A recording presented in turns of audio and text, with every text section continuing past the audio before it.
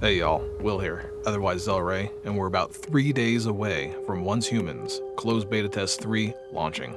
We're going to have a whole bunch of new players, and hopefully a whole bunch of existing players coming back, and people might not know what to expect and what the new changes are, and that's what this video is going to be hopefully helping you with.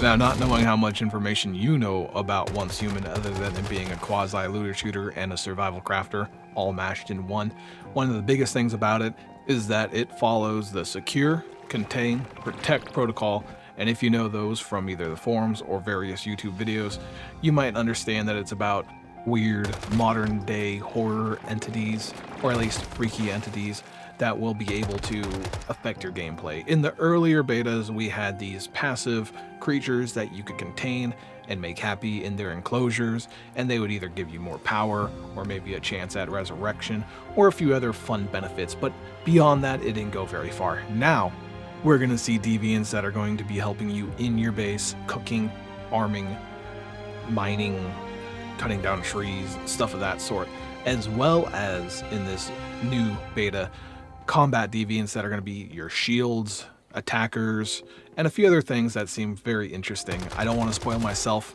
Maybe in a later video we'll go over some of those deviants if people are interested.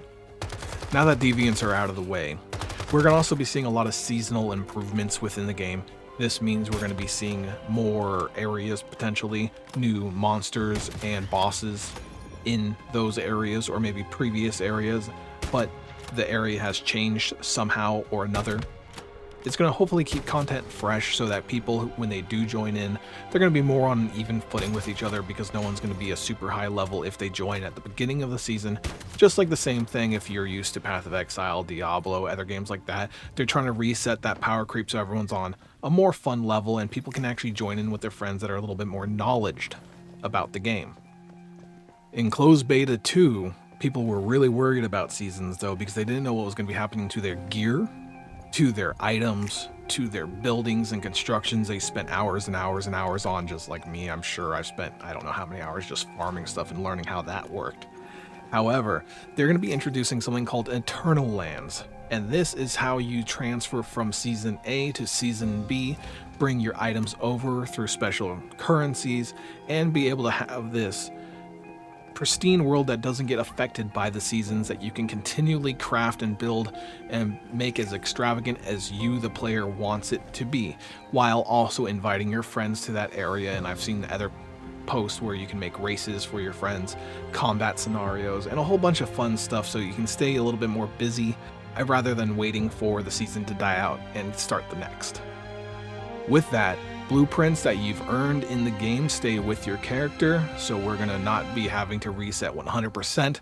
If you're a long-time player that has a lot of unlocks, you're going to be able to use those unlocks into the next season to give yourself a little bit of padding, or so you're not having to, bust your back trying to get this stuff again to your character.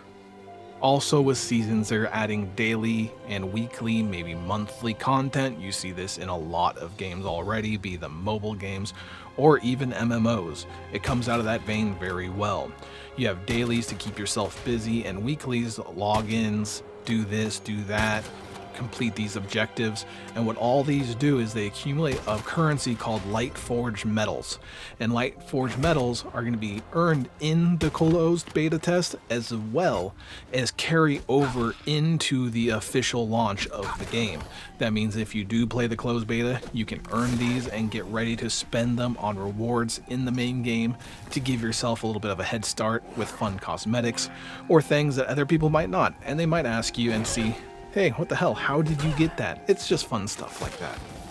With cosmetics, it looks like there is going to be a shop for cosmetics. Now, I cannot read this language, so I'm not sure exactly what it says, but it is a store and it shows people being able to purchase cosmetics with a type of currency. I'm unsure if this is spent or unspent. But with that, there is a teaser at a battle pass, which has what I would assume is a free and paid area, which makes sense. This is a free game. They have to earn their money one way or another. I'm assuming cosmetics and potentially battle passes to be part of it. Hopefully they're not super aggressive on how good the battle pass is and all those other worries that players have when they see those things. With that, I think I hit everything that I've seen coming through the devlogs and in various Twitter posts about what we're able to expect on the broad scope of what will be in the closed beta test 3 for Once Human. If you found this helpful, I'd highly appreciate a thumbs up and a comment on what you'd like to see or see added into the game as it progresses, or content that you might like to see in the future.